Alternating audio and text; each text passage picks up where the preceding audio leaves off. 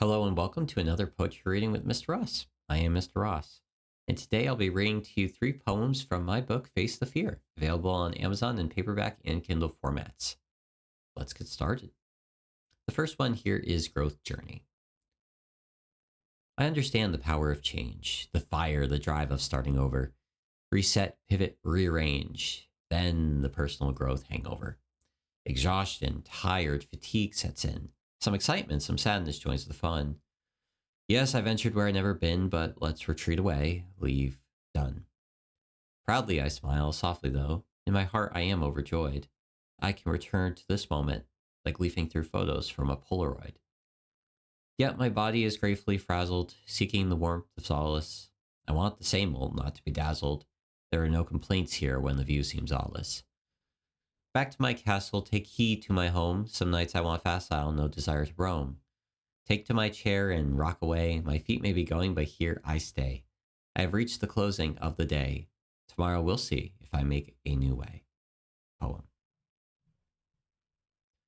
The next poem here is Do Not Disturb, which was previously published in a book called A Glass of Wine with Edgar.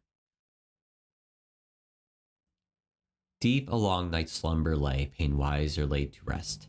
But if one insists to return to one's pain, be the honored guest. Welcome, welcome to your grave, take shovel to foul earth, until one's bones lay sliced and scattered, labor beyond its worth. One nugget found, finders, keepers, rotting deep within one's pocket. As it seeps, the truth it bears, like a lock without a locket.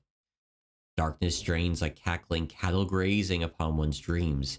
Angry angst turns atrophy, torquing tension at the seams. Rage reborn, furious flames fueling lungs and arms and eyes. Yet no recess for bones unearthed, first to carry till one dies. Poem. And this third one is called Blue Chair.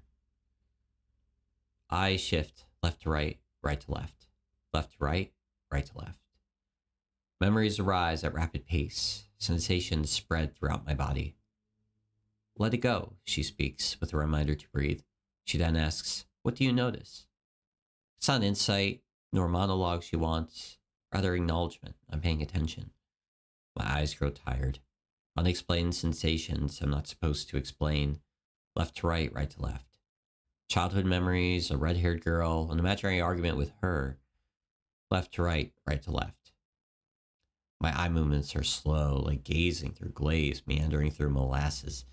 A ball of tension sits under my sternum. A cold drip of dread flows through my legs.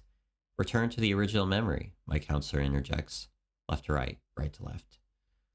Let it go, breathe. What did you notice? I'm speechless.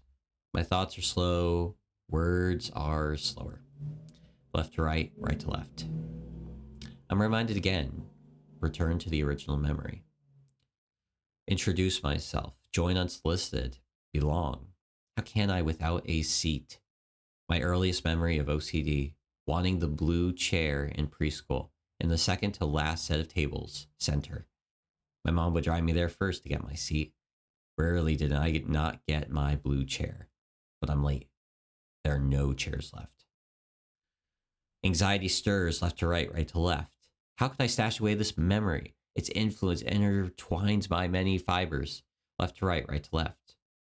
I deeply long to belong. I overly value validation from friends. I rely on roles to be heard. I sit in the same spots. Didn't I overcome my fears, sharing my needs and asserting myself?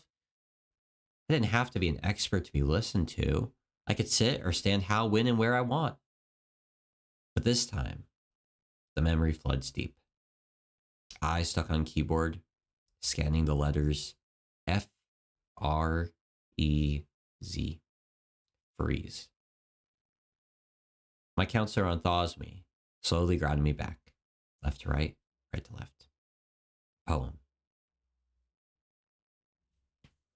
Well, thank you for joining me for this poetry reading.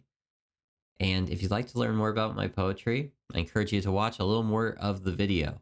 Now, I understand people typically don't explain their poems, but this is something that I kind of feel is important because I believe that these three poems in particular set the tone for a lot of my poetry collection. Now, I'm a counselor. That's my day-to-day job. And as most therapists or counselors should at one point or another in their lives, they should go to therapy themselves. And a big part of this is not because they necessarily have problems that they need to address, but that they're looking to grow and they're looking to have some understanding of what that growth journey is like. Because if they have a client right in front of them, they want to have some understanding of what it's like to go through that themselves, to be challenged, to be pushed, to share things that they feel are uncomfortable.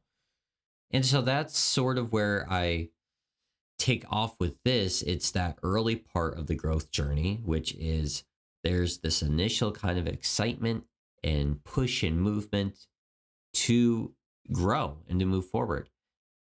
And then the defenses pop up, as they often do. And then it's, taking a few steps forward, a step back, 2 steps forward, 10 steps back, 5 steps forward, 1 step back, and getting almost familiar and understanding of yourself that it may not be a quick process. It may take a little bit of time and you may go backwards.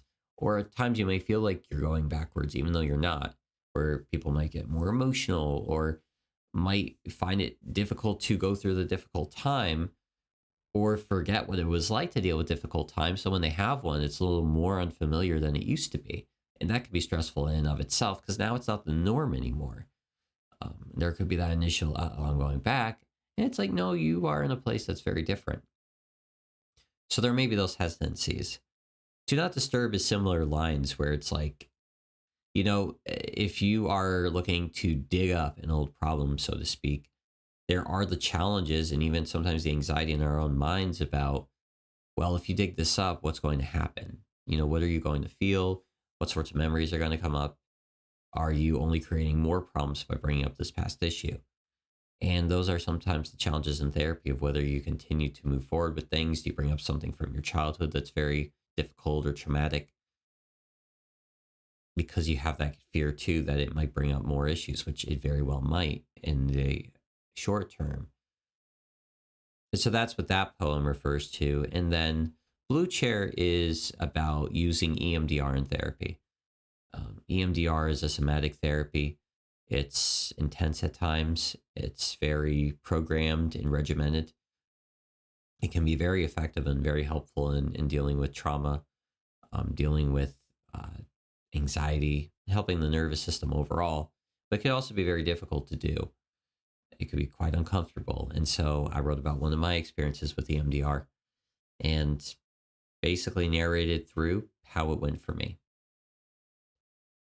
And that too, it's a commitment. It might bring up other issues, but it may also address issues that you didn't even know you had. And that could be very freeing. So I hope you enjoyed this part of the poetry reading too, a little bit of explanation behind the poems and also what made me put them at the front of my book and in that particular order, as a lot of my book is about facing fears. Naturally, that's part of the title. But also stepping onto this journey of growing in personal development and understanding the difficulties and the struggles, the setbacks that might come with that. Hope you enjoyed. If you like this video, subscribe to my channel for more content, and I hope you have a great day.